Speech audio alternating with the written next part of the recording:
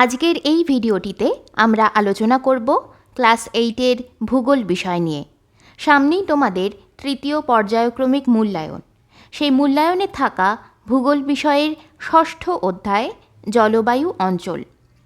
এই অধ্যায়টি থেকে আসতে পারে এমন ছোট প্রশ্নের উত্তর নিয়ে একটি ভিডিও আমি আগেই তোমাদের সাথে শেয়ার করেছি।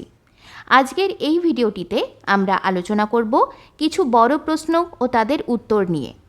এই প্রশ্নগুলির মান 3 নাম্বার। এই অধ্যায়টি থেকে 12টি অতি গুরুত্বপূর্ণ বড় প্রশ্ন ও তার উত্তর আমি তোমাদের জন্য খুঁজে বের করেছি।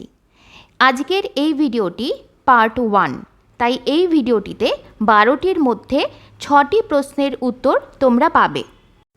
তোমরা জানো পৃথিবীকে জলবায়ুর ভিত্তিতে মোট 4টি ভাগে ভাগ করা যায়: নিরক্ষীয় জলবায়ু অঞ্চল, মৌসুমী জলবায়ু অঞ্চল, ভূমধ্য সাগরীয় জলবায়ু অঞ্চল এবং তুন্দ্রা জলবায়ু অঞ্চল।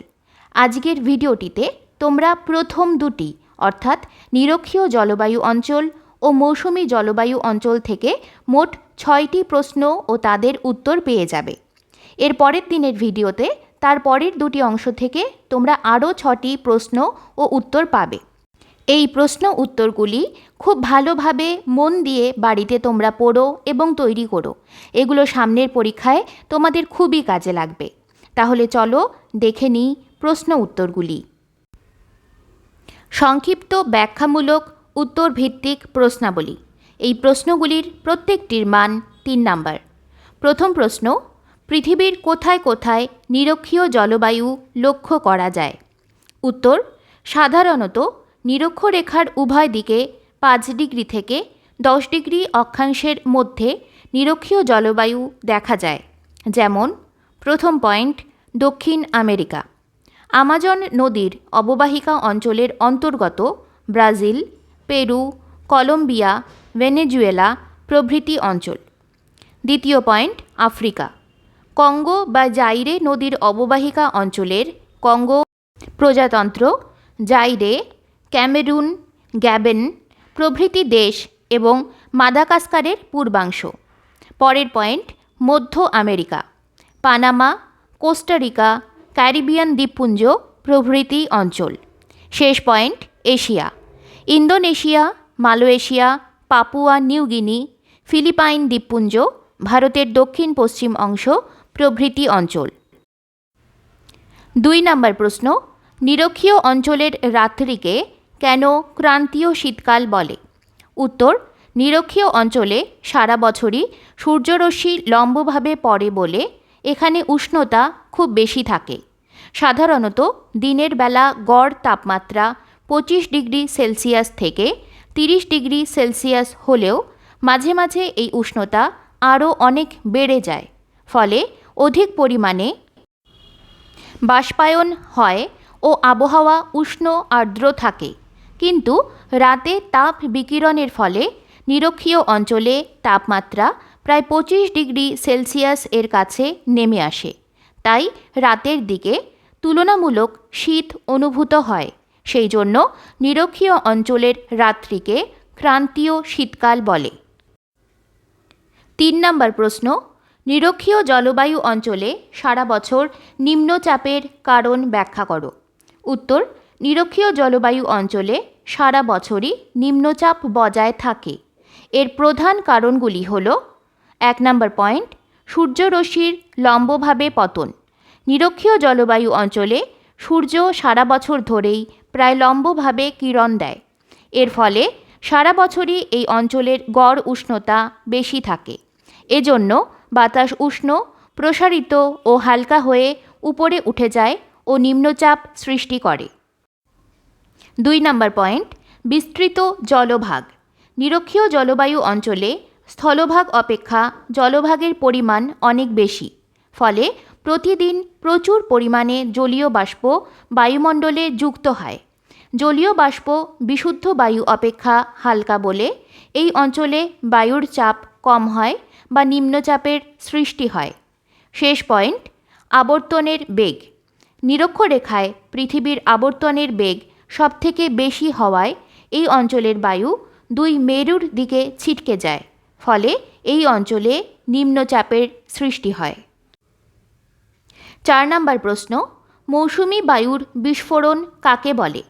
উত্তর, আরব সাগর ও বঙ্গোপসাগর থেকে দক্ষিণ পশ্চিম মৌসুমি বায়ু ভারতীয় উপমহাদেশে প্রবেশ করার সঙ্গে সঙ্গেই আকস্মিক ও প্রচণ্ড বৃষ্টিপাত শুরু হয়। একেই মৌসুমি বায়ুর বিস্ফোরণ বলে। উৎপত্তি: জুন মাসের প্রথম দিকে সূর্য কর্কটীয় অঞ্চলে লম্বভাবে কিরণ দেয়, ফলে ভারতের উত্তর পশ্চিম অংশের তাপমাত্রা অত্যন্ত বৃদ্ধি পায় এবং তা শক্তিশালী নিম্নচাপ বলয়ে পরিণত হয়। গভীর নিম্নচাপের কারণে নিকটবর্তী আরব সাগর ও বঙ্গোপসাগর থেকে আর্দ্র জলীয় বাষ্পপূর্ণ বায়ু ভারতে দ্রুত প্রবেশ করে। সেই কারণে জুন মাসের প্রথম সপ্তাহে ভারতের আকাশ মেঘে ঢাকা পড়ে ও বজ্রবিদ্যুৎ সহ হঠাৎ বৃষ্টি শুরু হয়, অর্থাৎ মৌসুমি বায়ুর বিস্ফোরণ ঘটে। শেষ পয়েন্ট, প্রভাব। 1 নম্বর, মৌসুমি বায়ুর আরব সাগরীয় শাখা সর্বপ্রথম কেরলের মালাবার উপকূলে বৃষ্টিপাত ঘটায়। 2 নম্বর, মৌসুমি বায়ুর প্রভাবে বার্ষিক বৃষ্টিপাতের পরিমাণ 100 থেকে 200 সেমি। আবার মৌসিনরামে এই বায়ুর প্রভাবে বছরে গড়ে 1200 সেমি বৃষ্টি হয়। 3 নম্বর, মৌসুমি বৃষ্টির অনিশ্চয়তার কারণে এই অঞ্চলে খরা ও বন্যা হওয়ার প্রবণতা থাকে। 5 নম্বর প্রশ্ন, মৌসুমি জলবায়ু অঞ্চলের স্বাভাবিক উদ্ভিদের পরিচয় দাও। উত্তর, বৃষ্টিপাত ও উষ্ণতার পরিমাণের ওপর নির্ভর করে মৌসুমি জলবায়ু অঞ্চলে নানা ধরনের স্বাভাবিক উদ্ভিদ জন্মায়। যেমন, প্রথম পয়েন্ট, চিরসবুজ উদ্ভিদ। যেসব অঞ্চলে বার্ষিক বৃষ্টিপাত 200 সেমি, সেখানে মেহগনি, শিশু, রবার, গর্জন প্রভৃতি চিরহরিৎ প্রকৃতির উদ্ভিদ জন্মায়। 2 নম্বর পয়েন্ট, পর্ণমোচী উদ্ভিদ। 100 থেকে 200 সেমি বৃষ্টিপাতযুক্ত অঞ্চলে আম, জাম, কাঁঠাল, শাল, সেগুন, শিমুল, পলাশ, শিরীষ, মহুয়া প্রভৃতি পর্ণমোচী উদ্ভিদ জন্মায়। 3 নম্বর পয়েন্ট, গুল্ম জাতীয় উদ্ভিদ। যেসব স্থানে বৃষ্টিপাতের পরিমাণ বছরে 50 থেকে 100 সেমি, সেখানে ঝোপঝাড় ও গুল্ম জাতীয় গাছ জন্মায়। 4 নম্বর পয়েন্ট, মরু উদ্ভিদ। যেখানে বার্ষিক বৃষ্টিপাতের পরিমাণ 50 সেমির কম, সেখানে ফণিমনসা, ক্যাকটাস, বাবলা, খেজুর জাতীয় কাঁটাযুক্ত মরু উদ্ভিদ জন্মায়। 5 নম্বর পয়েন্ট, ম্যানগ্রোভ উদ্ভিদ। জোয়ার ভাটা অধ্যুষিত সমুদ্র উপকূল ও বদ্বীপ অঞ্চলের লবণাক্ত মাটিতে ম্যানগ্রোভ উদ্ভিদ জন্মায়। এখানে সুন্দরী, গরান, গেওয়া প্রভৃতি গাছ জন্মায়।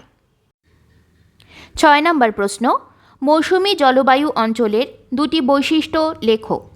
উত্তর, মৌসুমি জলবায়ু অঞ্চলের প্রধান 2টি বৈশিষ্ট্য হল: 1 নম্বর পয়েন্ট, আর্দ্র গ্রীষ্মকাল এবং শুষ্ক শীতকাল। মৌসুমি জলবায়ু অঞ্চলে গ্রীষ্মকালে সমুদ্রের ওপর দিয়ে আসা আর্দ্র বায়ু প্রবাহিত হয় বলে যথেষ্ট বৃষ্টিপাত হয়, কিন্তু শীতকালে স্থলভাগ থেকে শুষ্ক বায়ু প্রবাহিত হয় বলে বৃষ্টিপাত হয় না, ফলে আবহাওয়া শুষ্ক থাকে। 2 নম্বর পয়েন্ট, গ্রীষ্মে ও শীতে 2 বিপরীতমুখী বায়ু প্রবাহ। মৌসুমি জলবায়ু অঞ্চলে গ্রীষ্মকালে যে দিক থেকে বায়ু প্রবাহিত হয়, শীতকালে ঠিক তার বিপরীত দিক থেকে বায়ু প্রবাহিত হয়।